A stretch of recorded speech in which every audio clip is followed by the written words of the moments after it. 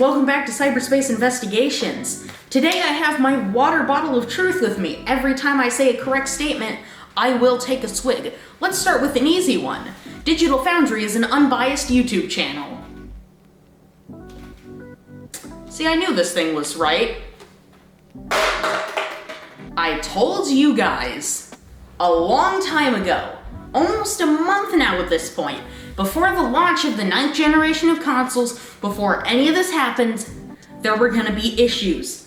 I specifically mentioned the fact that the PS5 used smart checkerboarding and other methods to make their games 4K and look good, while the Xbox Series X just used straight power and brute forcing like a PC. Now, both of these methods do work, but the PS5 method, and by extension the PS4 Pro method, ended up making things a lot better and easier to do.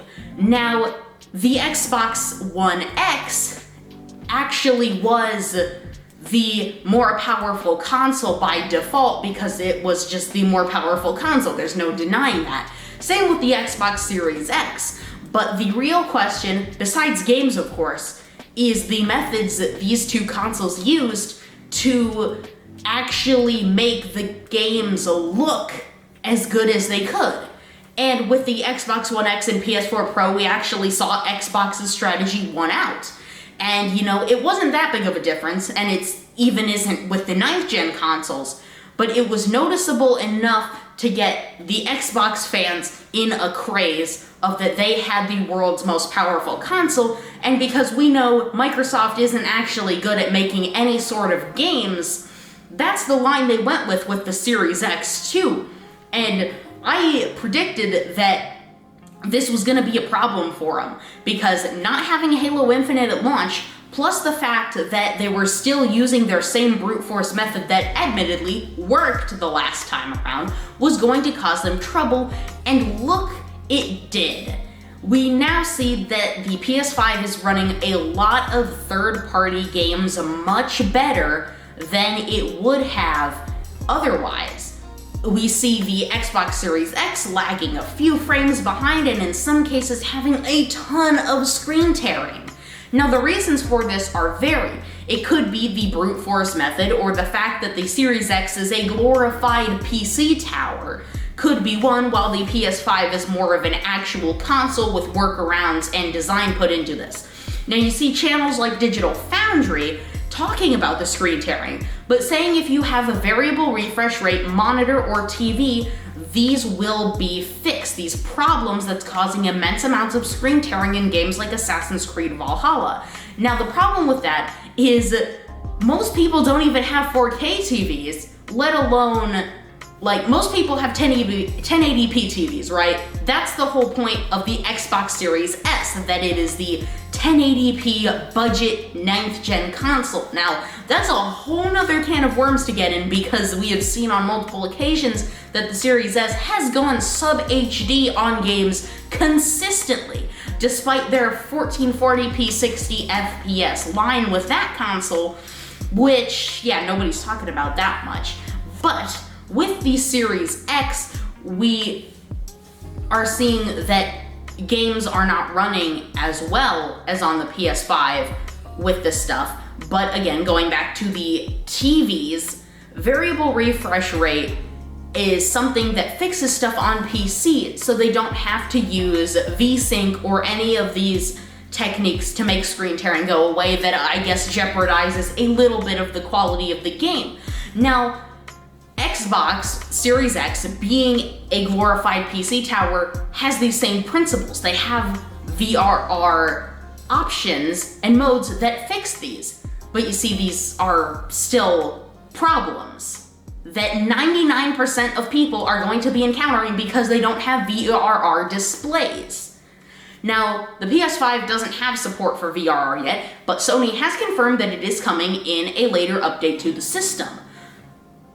But most of the games, besides third-party ones like Assassin's Creed, which are having these problems on all platforms, don't have them. All the Sony first-party games that launch with the system don't have screen tearing, which is the main problem with the non-VRR displays on those games. And we also see that the screen tearing in major third-party releases at launch are actually more prevalent on Series X, which has caused developers, specifically Ubisoft with Assassin's Creed again, to drop the frame rate and resolution of the Series X version from a strict native 4K to 1440p on everything. And this is the problem that I predicted like a month ago, that this was going to happen because of the way that Microsoft was not going to be able to brute force their way through to the 9th gen of consoles. And we are seeing this with like almost every single game that is coming out. And I say almost because games like Call of Duty Black Ops Cold War are 99% on par, and that 1% difference is actually PS5 being the problem there, with just a little bit of frame dips into the lower 50s or even high 40s during some set pieces. But in most cases, the Series X lags behind just a little bit, or in some cases, even a lot. But the Series S really takes the cake, because this was supposed to be the console that was like the thing that budget gamers would want. Sometimes in games like, I believe, Assassin's Creed at this point with a few patches, and Yakuza Like a Dragon, run at 900p 60 FPS. You heard that right. The 9th gen console is running sub HD. I don't even know how this is possible. What did Microsoft do to their console to make this happen? The Series S was supposed to be a more powerful Series X. They discontinued the X because the Series S was supposed to be just a little bit better and more expensive now, which I mean, yeah, I guess Microsoft did that just because, but you know, I can see through it.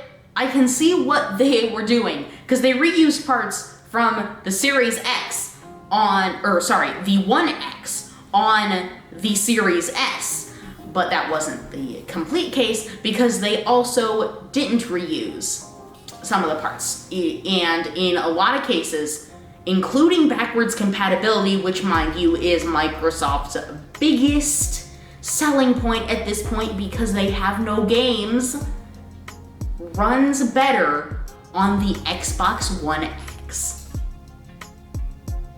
I just don't know how this happened, what went wrong.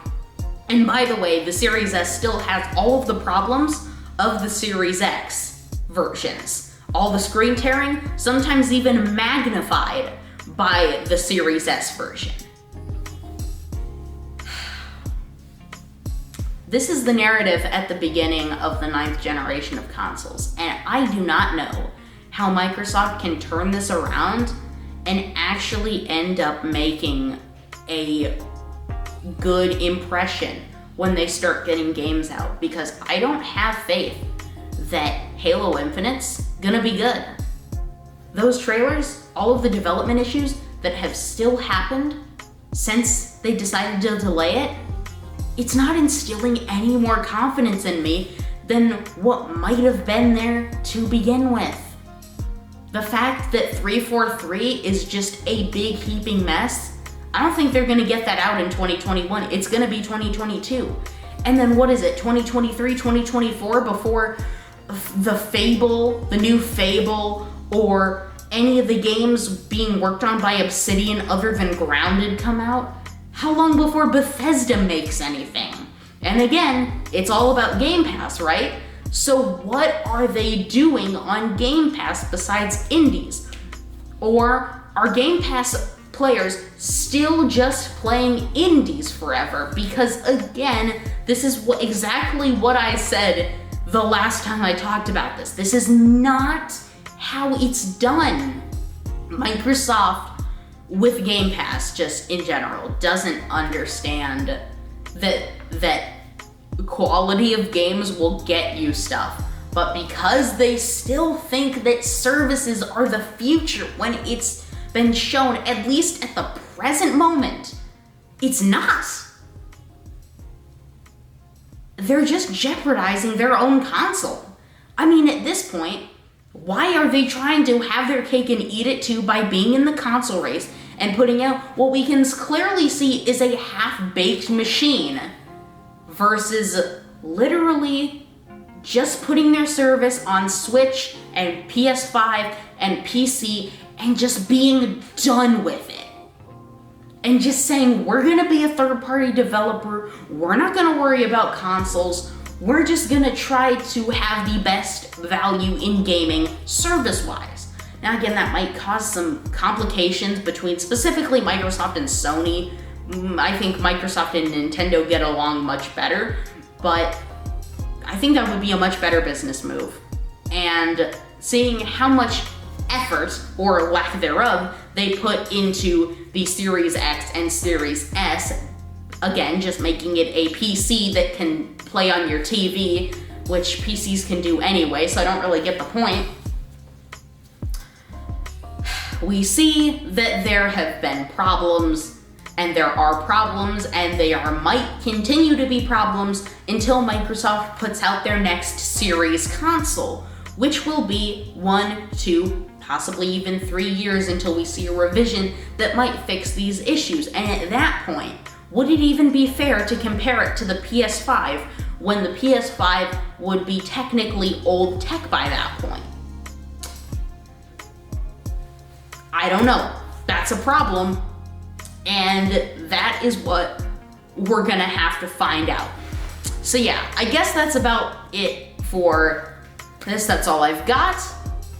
And see you next week for another great program.